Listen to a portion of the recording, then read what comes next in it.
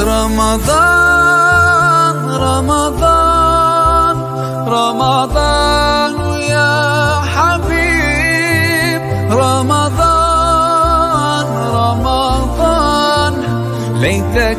Tarhib itu diambil kata rahaba yurahibu tarhiban. Tarhib itu kalau dilihat di lisanul Arab, salah satu maknanya adalah at-tawassu, meluaskan. Kita ini ibarat rumah. Kita ini sedang hendak menyambut tamu. Rumah kita kalau luas, rumah kita kalau dipersiapkan untuk tamu yang besar, yang agung, pasti akan sangat cocok jika ada perluasan. Maka orang yang akan bertemu dengan Ramadan itu harus meluaskan dadanya. Pertama yang harus kamu luaskan itu hatinya. Saya akan bertemu dengan bulan Ramadan. Luaskan dada itu maksudnya welcome. Seperti kamu akan ada tamu. Coba kamu pilih dan pilih. Kira-kira kamu paling senang tamu yang datang ke rumahmu itu siapa?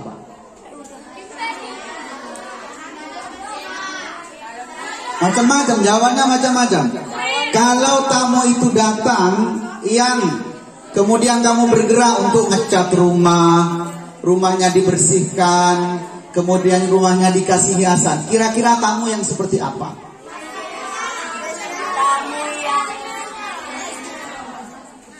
Tanda kita senang dengan Ramadan itu tandanya adalah kita gembira, menghiasi diri kita, bersiap-siap karena ini tamu yang agung, tamunya istimewa. Kalau ini nggak ada yang tunangan, sudah ada yang tunangan? Tidak ada. Ibarat begini, kalau ngisi di anak-anak remaja begini harusnya. Ibarat begini, ada seorang yang tunangan, suka sama suka. Lalu kemudian mereka yang tunangan ini dipisah karena harus berpisah tempat kuliah. Yang satu kuliah di Amerika, satunya kuliah di Timur Tengah. Lalu kemudian mereka pulang liburan, keluarga besar itu akan mengadakan pertemuan. Pertemuan itu yang dibahas adalah tanggal pernikahan. Kira-kira untuk persiapan pertemuan itu disambut dengan biasa saja, enteng-enteng saja, atau disambut dengan antusias? Kenapa? Karena momennya momen istimewa. Maka sama, Ramadan kamu anggap sebagai hal yang istimewa atau biasa-biasa saja. Jangan-jangan kamu senang Ramadan karena liburan. Jangan-jangan kamu senang Ramadan karena bebas pegang HP. Tidak. Saya yakin tidak. Tidak benar. Maka kalimat pertama, poin pertama, bagaimana kita mempersiapkan Ramadan? Bagaimana kita bisa welcome dengan Ramadan? Yang pertama adalah dengan hati dan keimanan. Karena kita dipanggil ketika Ramadan dengan panggilan iman. Apa ayatnya? Ya ayyuhal imanu, ya ayyuhalladzina kutiba.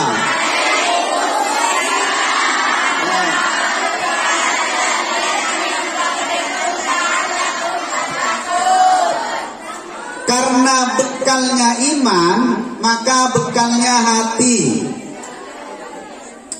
Orang yang tidak punya iman itu ibarat orang yang tidak punya hati. Baik. Apa cirinya orang yang beriman? Satu.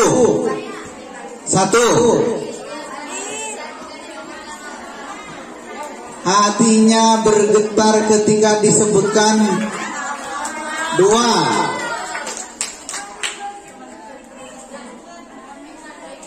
bertambah imannya ketika dibacakan ayat. 3, qad aflahal manhum. 1, sholatnya khusyuk. Ini mungkin masuk sebagian sujud sudah ingat rumah. Yang kedua, zakati, suka memberi. 3, walladzina hum 'anil lagwi, suka meninggalkan sesuatu yang sia-sia. Terus, walladzina hum li furujihim, menjaga auratnya, kemaluan. Terus, walladzina hum li amanatihim. Kalau yang 5 mungkin kamu kena, tapi kalau yang 2 awal tadi mungkin kita tidak kena. Kalau ada azan, berapa kalimat Allah, kata Allah disebutkan dalam azan? Getar enggak? Ya saja. Berarti sebagian besar di antara kita belum siap dengan datangnya Ramadan. Kenapa? Imannya rata-rata bermasalah. Ini masih punya kesempatan 1 hari setengah. Yang kedua, tarhib Ramadan harus disambut dengan ilmu. Tadi sudah sangaruh ilmu tentang Ramadan. Misalnya mubtilatus siyam, mubtilatus saum, pembatal puasa. Sudah tahu, ada puasanya batal, pahalanya batal. Ada puasanya tidak batal, pahalanya tidak dapat. Ada puasanya dia tidak bisa puasa, juga tidak dapat pahala. Ada yang dia dapat kewajibannya, tapi tidak dapat pahala. Sudah bedakan 2 itu. Orang yang batal puasa dan pahalanya 1, siapa? Haid. 2, nifas. 3, jima. Ngerti jima? Nah, nggak usah saya jelaskan. Yang keempat, muntah dengan sengaja. Yang kelima, makan dan minum dengan sengaja. Yang keenam, murtad. Yang ketujuh, ada lagi? Habis. Sekarang puasanya tetap sah tapi tidak dapat pahala. Berkata jorok, bagus, 100. Ghibah, bertindak jorok, berkata jorok, bertindak jorok. Nah, sekarang ada hal-hal, misalnya, mohon maaf, ini harus ilmu. Tadi kan jima membatalkan. Apa hukumnya suami mencium istrinya di siang bulan Ramadan? 2, apa hukumnya menggunakan pasta gigi ketika siang Ramadan?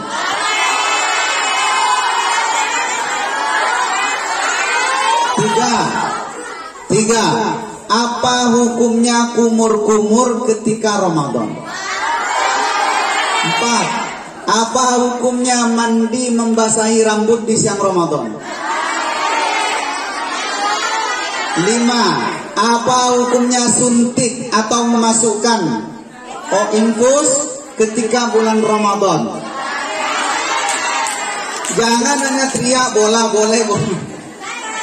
1, dari awal ya. Apa yang pertama? Hukum suami mencium istrinya. 1, menurut jumhur ulama boleh, dengan catatan tidak disertai syahwat. Misalnya suaminya mau berangkat ke kantor pagi-pagi, maka dia berpamitan kepada istrinya kemudian mencium keningnya, boleh. Syafi'iyah rata-rata hukumnya makruh mencium istri di siang hari di bulan Ramadan. Kenapa? Karena ciuman itu rata-rata mengarahkan kepada dalil jumhur ulama dibolehkannya karena ada riwayat Aisyah, hadisnya sahih muttafaq alaih, bahwa Rasulullah mencium istri-istri beliau pada siang hari bulan Ramadan. Imam Syafi'i dan Syafi'iyah rata-rata mengharamkan. Kenapa? Karena khawatir nanti menjadi prasarana mengarah kepada pembatalan puasa. Yang kedua apa tadi? Saya tanya hukum yang kedua apa tadi? Sikat gigi menggunakan pasta gigi. Apa hukumnya? Yang mengatakan boleh karena siwak yang berasal dari Arab itu juga terasa min. Jadi ketika dipakai itu ada rasanya. Maka ketika dikiaskan ke pasta gigi juga berlaku. Kemudian ada ulama yang berhati-hati, boleh tapi tidak boleh zawal. Sebelum duhur itu masih boleh, tapi setelah duhur tidak boleh. Khawatir apa? Ilatnya nanti menyegarkan, membuat semakin kuat. Kemudian apa yang ketiga? Kumur-kumur sama. Kumur-kumur itu dianjurkan setiap kali mau tapi tidak boleh mubalaghah, hanya sekedar. Yang menjadi turunan dari ini adalah menelan ludah atau dahak. Kan biasanya siang Ramadan kita boleh enggak? Sudah tahu enggak hukumnya itu? Masa sekarang ludah diludahkan? Atau dahak? Kata para ulama, selama benda itu ada di dalam mulut kita dan menjadi bagian dari kita, itu diperbolehkan selama tidak berlebihan. Keramas di siang hari. Saya baca di kitab Al-Fiqhul Islami wa Adillatuha, mandi kalau tujuannya ingin menambah tenaga itu dimakruhkan. Dimakruhkan, tidak haram. Tapi rata-rata ulama membolehkan. Kenapa? Karena pernah Rasulullah dengan para sahabat melakukan satu rombongan perjalanan, kemudian di antara para sahabat ada yang menyirami kepalanya, dan itu tidak dilarang oleh Rasulullah. Cuma kehati-hatian para ulama, sebagian ulama itu kemudian memakruhkan agar orang apa? Tidak sebentar-sebentar mandi, panas sedikit mandi, lemes sedikit mandi. Akhirnya seakan-akan dia terbebani dengan ibadah bulan puasa. Kemudian infus atau suntik obat, itu gimana hukumnya? Kalau itu terkait dengan obat, misalnya obat pengobatan yang tidak terkait dengan tadi ilatnya menyegarkan, menguatkan segala macam, maka itu ada yang menganggapnya boleh. Tapi kalau jelas-jelas sudah diinfus, satu hari menghabiskan 3 atau 4 kantong itu, maka jelas tidak boleh. Dan banyak hukum-hukum yang lainnya yang terkait dengan hukum fikih Ramadan. Dan itu harus kamu baca nanti pulang. Agar apa? Takut begini, Ustaz, boleh enggak nonton drama di bulan Ramadan?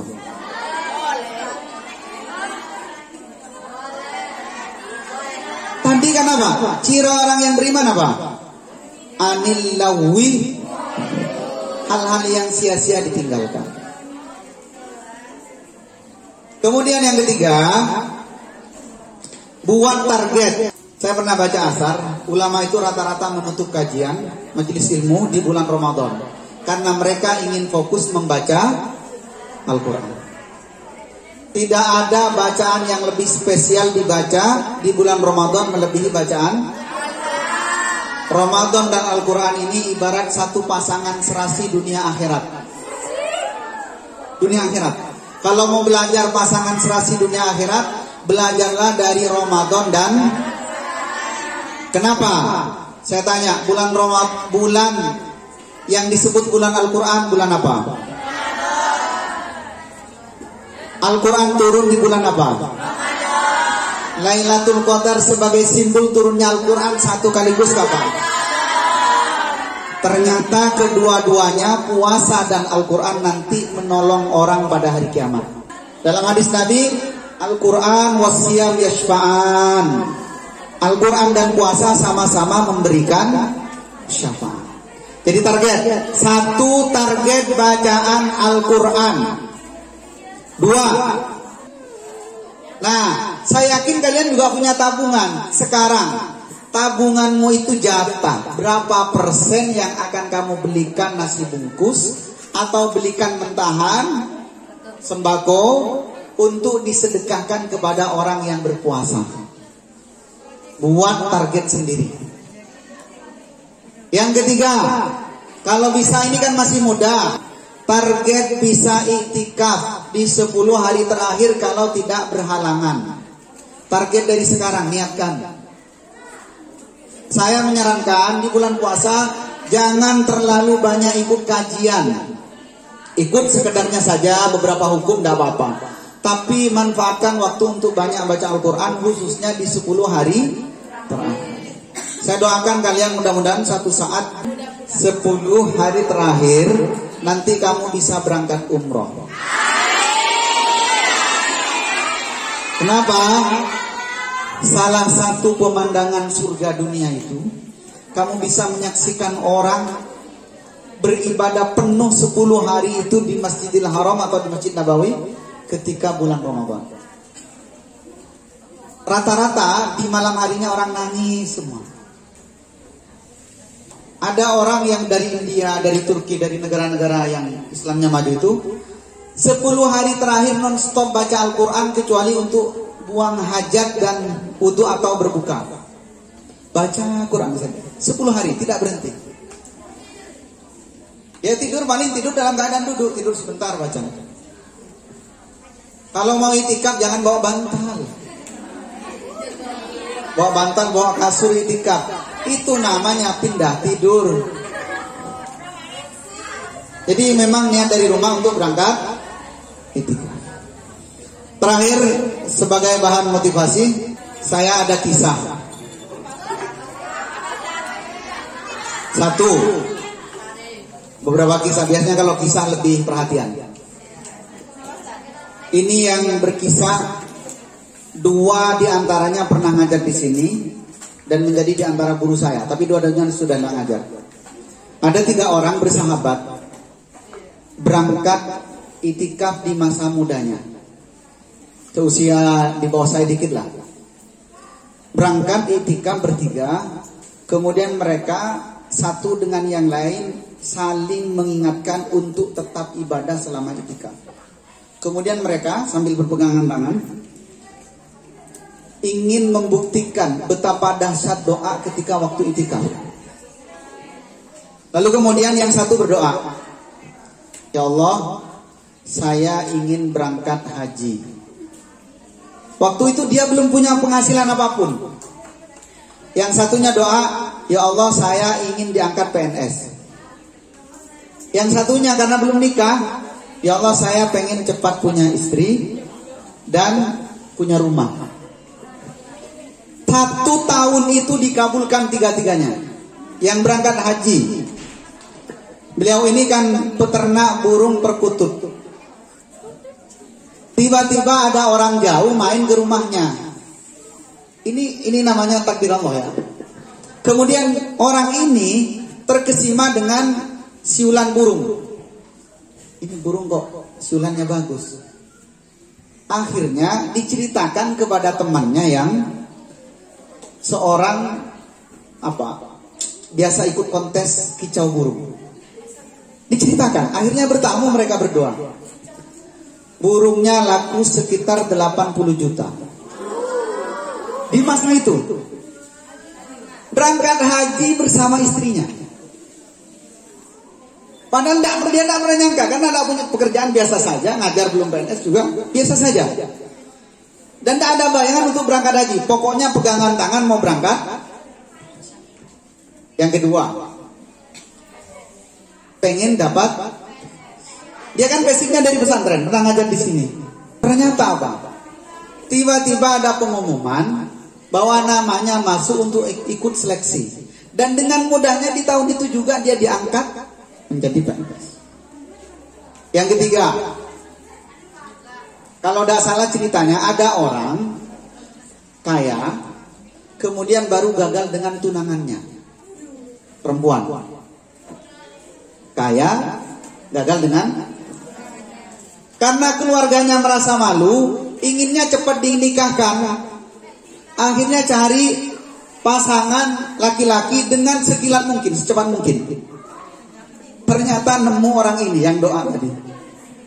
Dia nikah, dapat hartanya, dapat rumahnya. Karena tidak lama mertuanya meninggal. Ini kan doanya apa? Pengen nikah, pengen punya. Ya, boleh enggak saya doa, saya ingin menghajikan kedua orang tua? Boleh, silakan.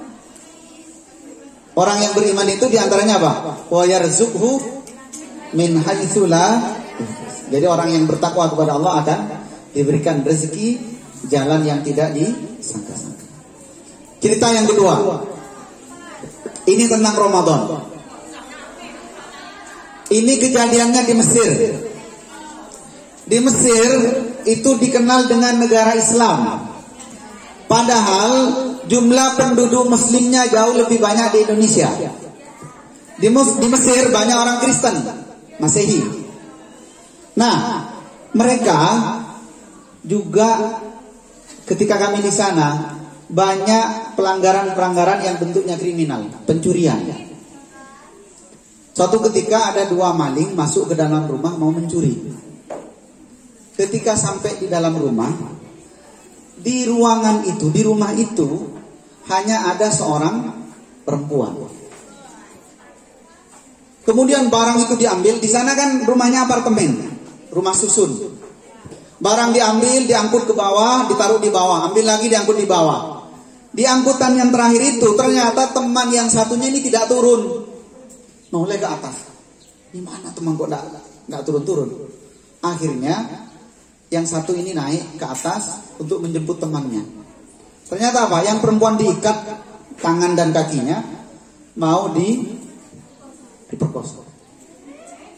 Lalu kemudian temannya ini yang maling bilang apa? Namanya kebetulan Muhammad.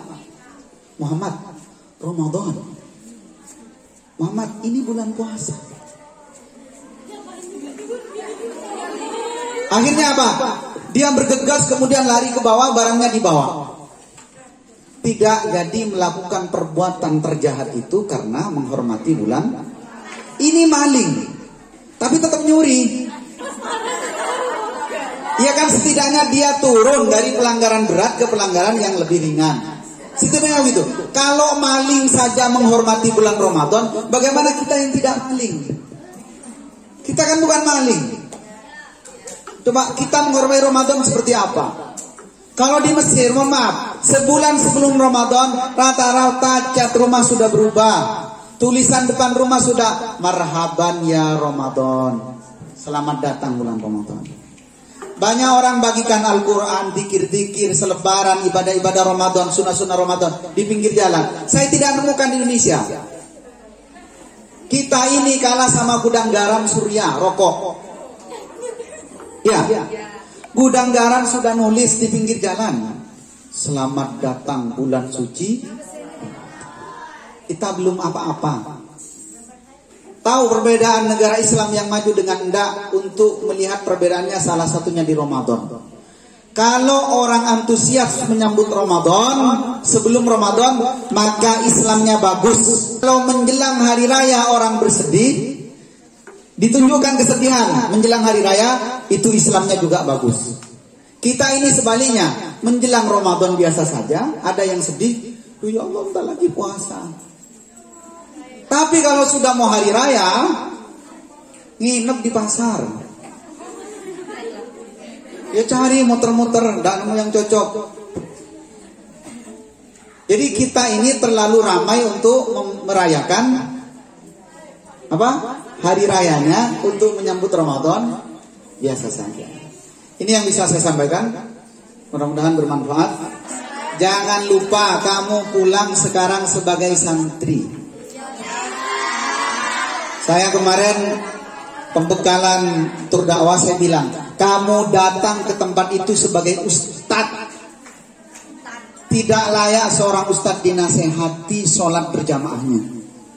Kamu sebelum adzan sudah pastikan di masjid.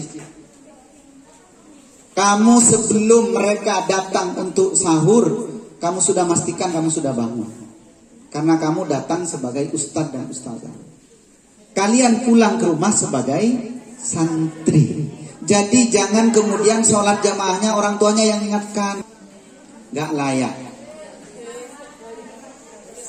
Kebaikan harusnya kamu yang menyuarakan.